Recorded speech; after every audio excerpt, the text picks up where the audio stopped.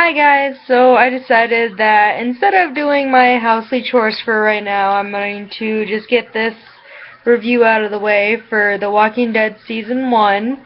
This one aired in 2010, which, it's kind of cool that they've been releasing a season pretty much per year since they're on Season 5 now. Yeah, it's the shortest of all the seasons. It only had 6 episodes. But they actually really did cover a lot in those 6 episodes. I'm not gonna go on and say that I'm The Walking Dead aficionado or whatever word it would be, but because I've never played the games nor have I read the comic books, which at some point, yeah, I might, but I can only afford to buy season 1 of The Walking Dead because it was the cheapest at that time. Because, now they have more seasons, more episodes to them, and they're still kind of expensive. No, I started watching this series when I was in no, it was probably my second year of college. I'm not really sure if it was or not, but I kind of got addicted to it. Which is funny because before that I was like, oh no, it's going to be one of those, overly zombified ones. But yeah, it is. But like, I had this like strong distaste for zombie movies since, you know, what are they? Resident Evil. I was like I'm in love with Resident Evil, and I'm like nothing could, ever be better than those movies.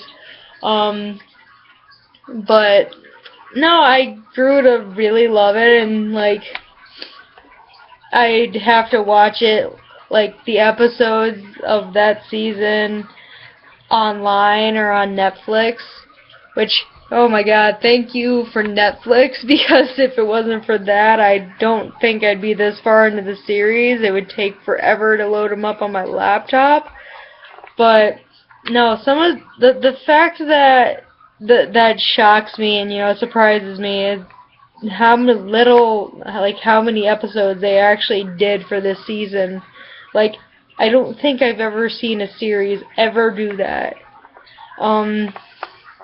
Let's see. Um, thing I probably loved the best of that they did with this would be, maybe the fact that,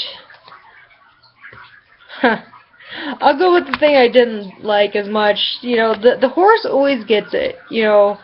Never once do you see a horse actually make it until maybe season 3 or 4. But no, animals just do not survive very long in this series. But it's kind of obvious because if it comes between humans or animals, it normally ends up being the animals. And I don't know. Maybe the fact that while there is the zombie apocalypse going on, or the walker apocalypse, which that's another thing.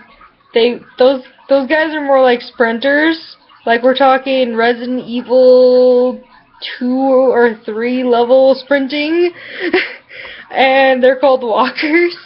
I don't know. That always kind of was like, okay, kind of a ironic or contradicting name for them, but I'm not the writer of the series.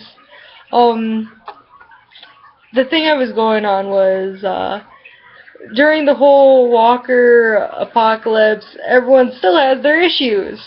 Like, you have people cheating on people, and people still being abusive assholes, and it's just like, come on, you have bigger things to worry about than, beating up on your wife, or cheating on your husband, though you thought he was dead, because his best friend wanted, to get in your pants. I don't know. That's just my thought on that whole thing. I do like how they did with the CDC, how, you know, it actually is a huge, like, contamination zone, really, if you think about it. But, you know, it's just crazy that the whole place ends up blowing itself up. That's insane to me. But, I don't know, I just like how the relationships really started to build. Like, you have, honestly, right off the bat, you have Glenn, who, you know, sits there and kind of makes fun of Rick at first, and then slowly throughout the progression of the season, you know, he gets closer to him, and, you know, you can see that respect building. And you can see the relationship between Rick and Daryl, well, Daryl, honestly, and everyone else in that, in their group, because, you know, he was always to himself and with his brother, and once his brother's gone, you know, he kind of has to branch out. And, you know, you don't really see him completely trusting of the group until later episodes, well, later seasons. And I don't know, I just like the character development there. It's really nice, honestly, as a writer, to see that. And, you know, it's not just like 1 minute, oh, hey, we're worst enemies, oh, hey, we're best of friends now, in, like, the course of an episode. Though, I mean, it can sometimes happen, but it's like, if they go from extremely negative to extremely positive all of a sudden, I'm like, oh, what's going on? Anyway, I don't think, honestly, there was anything that I wish they hadn't have done, or however that's to be said.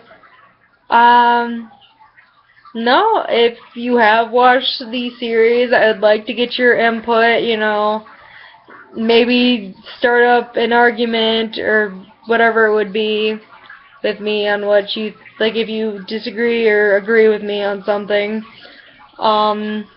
If you haven't watched it, I don't think I gave away too many spoilers, but if so, I'm really sorry.